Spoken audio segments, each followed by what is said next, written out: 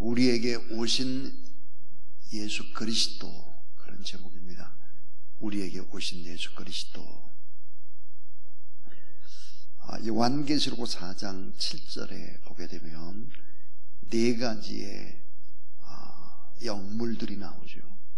우리 지난번에 한번 살펴봤었는데요. 하나가 사람, 또 하나가 송아지, 그 다음에 사자, 독수리였습니다. 네 영물들의 특성과 복음서의 특징이 유사하다, 이렇게 비교 설명을 어거스틴이 했습니다. 자, 그것이 이제 마태복음을 가리켜서 사자복음이다 그럽니다. 이 사자는 동물의 제왕이잖아요. 그래서 예수님도 왕의 권세를 가지셨다. 그래서 사자와 같아서 율법을 권위 있게 해석하셨을 뿐만 아니라 귀신도 쫓아내고 폭풍도 잔잔하고 중풍병자, 죽은 자도 살리는 왕이었다. 그러니까 자연계의 왕이고 또 이 세상 모든 사람들의 왕이고, 그리고 죽은 자를 살리시는 그런 왕 중의 왕이었다. 그래서 예수님이 탄생하실 때도 동방박사가 황금과 유황과 몰약을 가지고 와서 경배를 합니다. 그러니까 왕이 나셨기 때문에 그런 거죠. 그래서 마태복음을 사자복음이다 그랬습니다. 마가복음은 송아지복음이다 그랬어요. 송아지. 소의 특징과 비슷했던 예수 그리스도, 묵묵히 봉사하고 섬기고 자기 목숨을 대속물로 내놓는 최고의 희생자였다. 그래서 마가복음 10장 45절에 보면 인자에 온 것은 섬김을 받으려 함이 아니라 도리어 섬기려 하고 자기 목숨을 많은 사람의 대속물로 주려 함이니라, 이렇게 말씀을 하고 있습니다. 그 다음에 누가복음은 사람복음이다 그랬어요. 인자. 그래서 인간의 시각으로 소외된 자, 작은 자, 병든 자를 고치시는 사랑의 예수 그리스도, 인간이 되어 오신 예수 그리스도의 모습들을 그리고 있습니다. 그래서 인간이신 예수님이 탄생을 했기 때문에 누가 경배를 할까? 베두인족, 그러니까 동방박사들이 예수 그리스도를 경배하는 내용으로 그렇게 되어 있습니다. 근데 이제 요한복음을 가리켜서 독수리 복음이다 그래요. 독수리는 공중의 제왕입니다. 가장 높은 곳에서 이 세상을 한눈으로 내려다볼 수 있죠. 이 독수리 복음. 그래서 이제 요한복음은 하나님의 아들 예수 그리스도 메시아를 묘사하고 있습니다. 자, 그러면 이제 마태복음은 사자복음이다, 마가복음은 송아지복음이다, 누가복음은 사람복음이다, 요한복음은 독수리복음이다 그랬는데, 이 네 가지를 모두 다 합쳐놔야 그래야 진정한 예수 그리스도의 모습이다, 이렇게 말할 수 있습니다. 자, 이 마태복음은 이제 주로 유대인들에게, 히브리인들에게 이 복음을 전가하기 위해서 이제 기록을 한 복음서입니다. 마가복음은 주로 이제 로마 사람들에게 복음을 전가했던 그런 내용들, 누가복음은 이제 헬라, 그리스 사람들에게 복음을 전가한 것이라면, 이제 요한복음은 바로 이제 맨 뒤늦게 쓰여지는 그런 복음서입니다. 자, 그래서 오늘 두 가지 얘기를 하려고 하는데요. 그 첫 번째는 이제 요한복음의 특징입니다. 요한복음의 특징이 뭐가 있나. 자, 마태, 마가, 누가복음을 공관복음이라고 합니다. 예수님의 탄생이라든지, 또 예수님이 세례를 받고 예수님이 이제 갈릴리에 사역을 하시고 그 돌아가시고 예수님의 생애에 초점을 맞춰서 기록한 그것이 바로 공관복음입니다. 그러니까 예수님이 행하신 행적 중심인데 주로 이게 어디에 많이 더 초점을 뒀는가 그러면 갈릴리입니다. 갈릴리가 중심이었죠. 그런데 이제 요한복음의 특징을 보게 되면은 다음과 같은 특징이 있습니다. 그 하나가 뭐냐면 예수님께서 직접 하신 행적보다는 말씀 위주로 기록을 하고 있다는 것입니다. 예수님이 어떤 사건 이런 기적을 행한 것보다는 말씀 위주로 기록을 하고 있습니다. 그러니까 예수님이 직접 하신 말씀들이 가장 많은 것이 바로 이제 요한복음입니다. 또 하나는 사건에 대한 해설이 더 많습니다. 사건 중심보다는 그것을 어떻게 해설하고 계시나 해석하고 있는가 하는 것이고요. 자, 공간복음이 아까 주로 갈릴리가 모델이라면 요한복음은 예루살렘 중심입니다. 예루살렘. 자, 예수 그리스도는 갈릴리 촌동네에서의 메시아만이 아니라 예루살렘에서도 메시아다 이런 부분들을 증거하고 있죠. 그래서 고관들이라든지 부자들이라든지 뛰어난 율법학자들도 많이 등장을 하죠. 그래서 니고데모라든지 아리마대 요셉이라든지 이런 고관들도 만나시고 그리고 그들에게도 복음을 증거하시는 모습들이 요한복음에 이제 많이 나오고 있죠. 그래서 캘빈 같은 경우는 이렇게 말했습니다. 세 권의 이 공간 복음서를 이해하는 데는 요한복음이 열쇠가 된다 그랬습니다. 그러니까 요한복음이라고 하는 이 관점에서 이제 마태, 마가, 누가 복음을 보아야 한다 하는 것이죠. 자, 요한복음의 특징이 또 하나가 뭘까? 그것은 바로 예수님은 그리스도다 하는 것입니다. 예수님은 그리스도, 예수님은 메시아다, 약속된 메시아다 하는 것이죠. 그리고 살아계신 하나님의 아들이다. 그래서 예수 그리스도를 믿는 것이 중요한 목적이다. 어떻게 하면 더 예수 그리스도를 한 사람이라도 더 믿게 하느냐가 초점입니다. 그래서 요한복음 전체의 요약이라고 할 수 있는 요약 성경 구절이 뭘까? 요한복음 20장 31절이죠. 오직 이것을 기록하면 너희로 예수께서 하나님의 아들 그리스도이심을 믿게 하려 하며 또 너희도 믿고 그를 힘입어 생명을 얻게 하려 하심이라 그랬습니다. 그래서 요한복음에서 가장 많이 나오는 단어, 그 단어는 뭘까? 그 단어는 믿는다라는 단어입니다. 98회가 등장하고 있죠. 그러니까 예수 그리스도를 믿는 데 초점을 두고 있습니다. 그래서 여러분 처음으로 복음을 접하는 사람들이 창세기부터 성경이 중요하다고 해서 창세기부터 읽기 시작을 하게 되면요, 성경을 이해를 못합니다. 그러니까 맨 먼저 이제 예수 그리스도의 온전한 복음이 들어있는 이 완성된 기독론 그리스도론이라고 할 수 있는 요한복음부터 성경을 보게 하는 거죠. 그럼 균형을 잡혀서 예수님은 어떤 분이구나 이걸 알기 시작하는 것이죠. 그 말틴 루터는 이런 얘기를 하고 있습니다.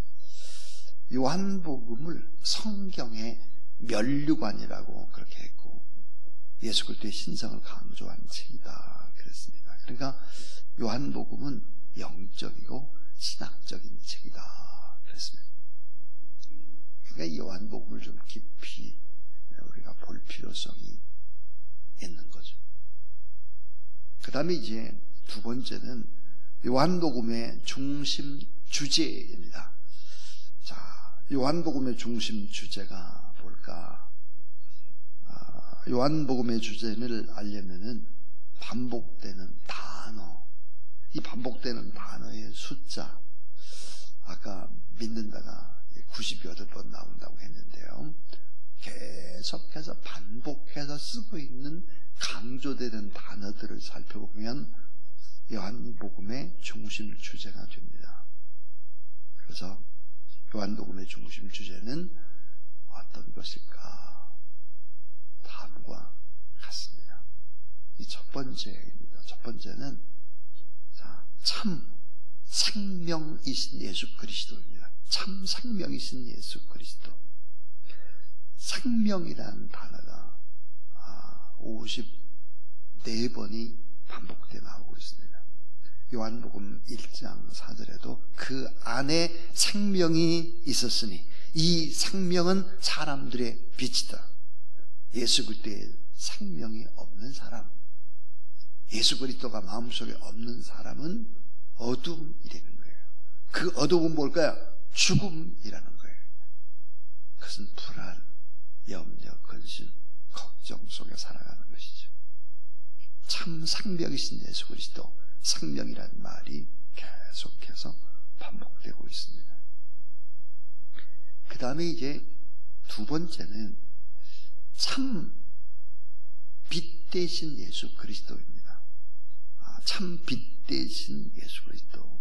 빛이라는 단어도 계속해서 반복돼서 나오죠. 요한복음 1장 7절 8절에 보면 그가 증언하러 왔으니 곧 빛에 대하여 증언하고 모든 사람이 자기로 말미암아 믿게 하려 함이라 그랬습니다. 빛에 대해 증언하러 왔다. 빛 대신 예수 그리스도 참 빛이다 그랬어. 참 중요한 것은 여러분, 생명이 살려면 빛이 있어야 되잖아요. 빛이 없으면 모두 다 죽음입니다. 그래서 예수님은 참 빛이다. 그 다음에 세 번째는, 이 중심 주제가 뭘까? 창조주, 말씀이신 예수 그리스도입니다. 예수님은 누굴까? 창조주인데 그분은 말씀이시다. 태초의 말씀이시다 그랬어요. 말씀으로 세상을 다 창조하는 태초의 말씀이시다. 그래서 요한복음 1장 1절 태초에 말씀이 계시니라.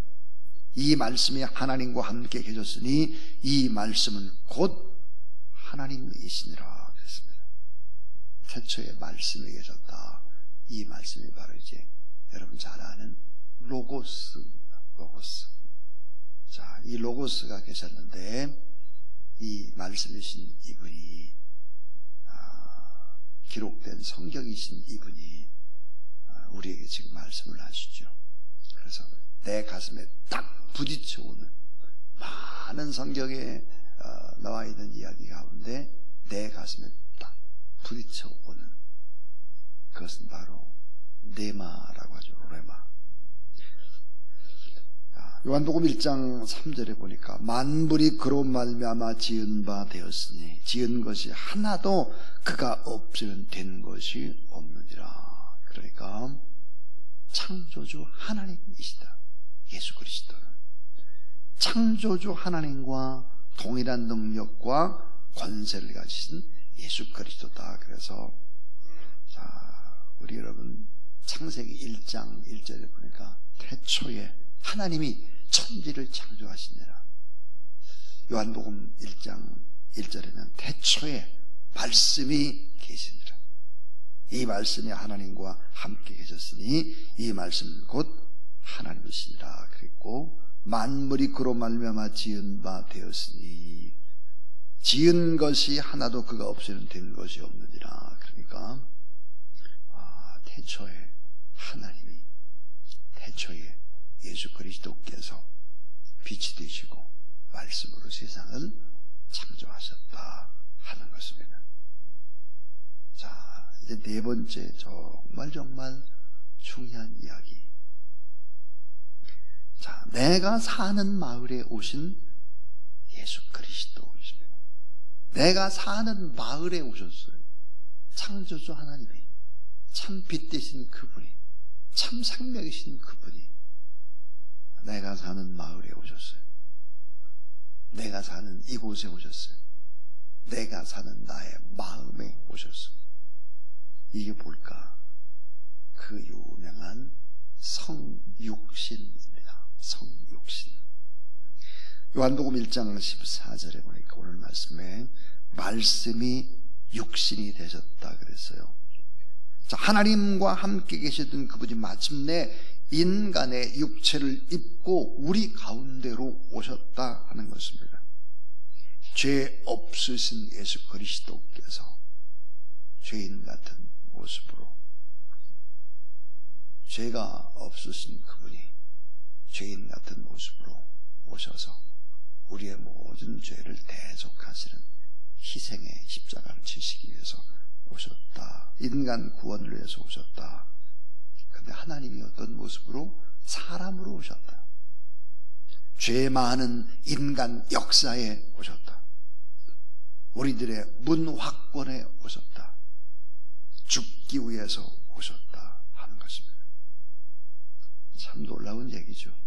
놀라운 하나님의 거룩한 진리의 말씀. 자, 그런데 이분은 어떤 분일까? 지금까지 참 생명이신 예수 그리스도, 참 빛 되신 예수 그리스도, 창조주 말씀 되신 예수 그리스도, 내가 사는 마을에 오신 성육신, 인간의 몸을 입고 오신 예수 그리스도, 이분은 과연 어떤 분이셨을까? 이 다섯 번째는 참 사랑이신 예수 그리스도였습니다. 자, 예수 그리스도는 어떤 분이실까? 참 사랑이시다. 참 사랑. 그래서 참 사랑이신 이 예수 그리스도를 우리가 마음속으로 받아들이고 영접을 하게 되면 우리는 어떻게 될까? 하나님의 자녀가 되는 권세를 갖게 된다 그랬어요. 엄청난 권세. 그래서 요한복음 1장 12절입니다. 자, 예수 그리스도를 설명할 수 있는 단어, 다른 단어가 없죠. 그래서 뭐라고 예수 그리스도를 설명하고 있는가? 은혜와 진리다 그랬습니다. 은혜와 진리. 은혜와 진리가 되시고 결국은 이분은 사랑이시다 그랬습니다. 자, 오늘 우리에게 오신 예수 그리스도, 그런 제목으로 하나님의 말씀을 나눴습니다. 마태복음, 마가복음, 누가복음, 요한복음, 이 네 복음서의 모습들을 다 합쳐놔야 진정한 예수 그리스도의 모습이다 하는 얘기였고, 요한복음의 특징에 관한 이야기를 했습니다. 또 요한복음의 중심 주제가 뭐냐 하는 얘기를 쭉 나눴죠. 이 요한복음을 읽다 보면 참 놀라운 하나님의 신비함들을 참 많이 느끼기 시작을 하죠. 7가지로 딱딱딱 묶어놓으셨어요. 7이라는 게 여러분 완전수 아닙니까?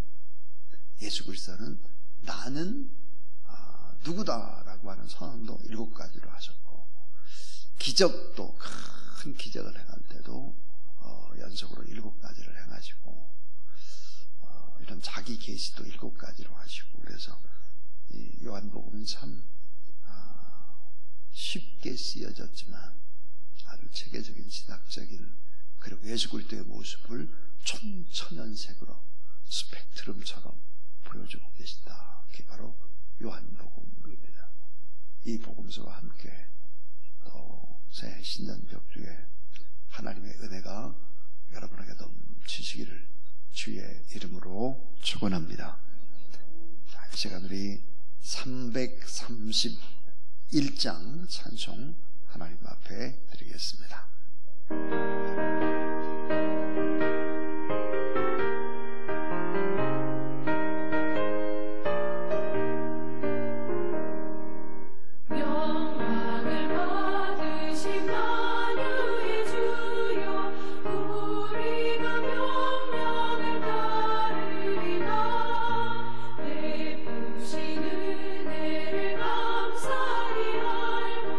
진실한 마음으로 섬기